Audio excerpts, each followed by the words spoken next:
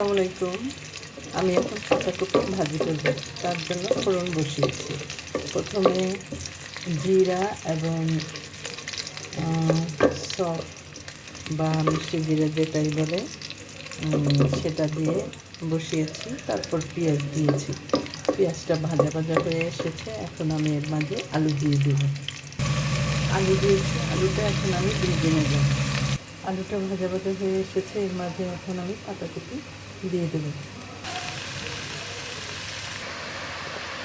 এর মধ্যে এখন আমি দিয়ে দিয়েছি সামান্য হলুদ, কারি পাউডার এবং লবণ।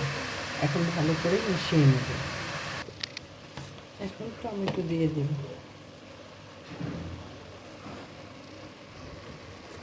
এখন কাঁচামরিচ দেব।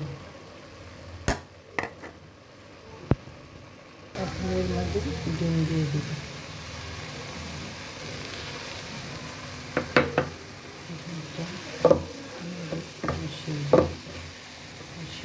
আমার পাতাকপি ভাজা হয়ে গেছে।